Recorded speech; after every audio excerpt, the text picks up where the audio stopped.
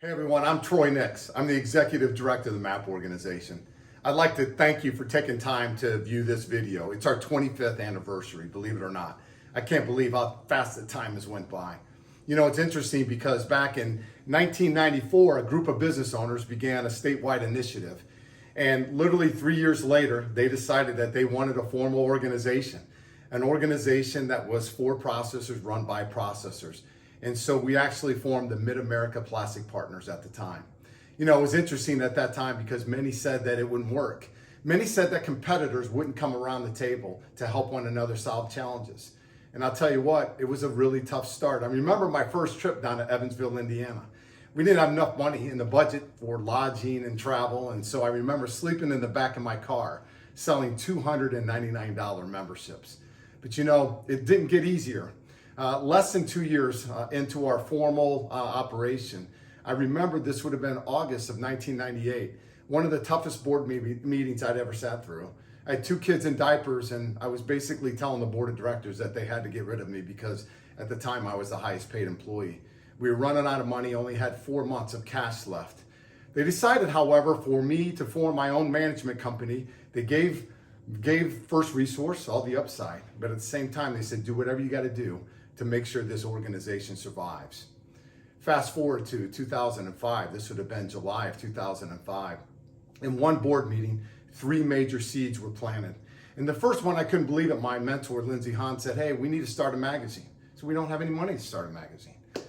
Stu Kaplan indicated that we needed to change our name from Mid-America to another name to be all-inclusive for the United States because we weren't getting members from the coast or the extreme south. And last but not least, the recommendation from Rick Walters was to create a website. We had no money. But it's interesting, ladies and gentlemen, and this is why I hope that you were listening to this and watching this video, is because leaders are meant to set seeds for later success, and that's exactly what they did. Within a matter of a year, we had formed our website. We had actually created Plastics Business Magazine.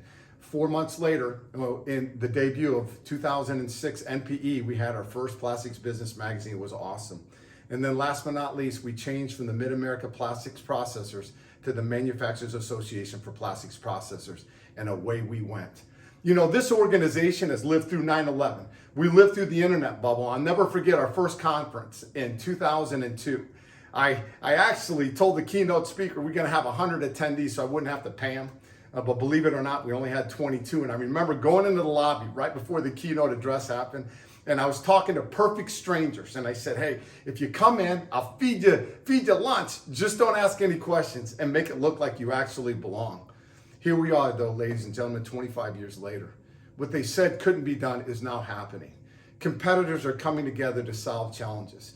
Competitors are coming together and basically raising the tide so that all boats can flourish at an even higher level. And it's happening. We're solving problems each and every day for one another. People that run out of material, I have competitors sending them material because you never know when you're going to be in that situation. And if you've ever heard me speak before, I'll say it again, is that if you help somebody today, that help will come back tenfold in the future. And that is the DNA of this organization. So I hope that many of you are going to be at our conference the 5th, 6th, and 7th of this October. Right now, we are celebrating the fact that we have 500 manufacturing organizations involved in this here 25 years later, and these organizations are flourishing. So I want to thank you. I want to thank you for the belief in this organization. I want to thank you for assuming the DNA and helping one another because that is what makes us tick. And last but not least, I want to thank you in advance for supporting us for the next 25 years. So ladies and gentlemen, let's get it done. And say cheers to 25 years.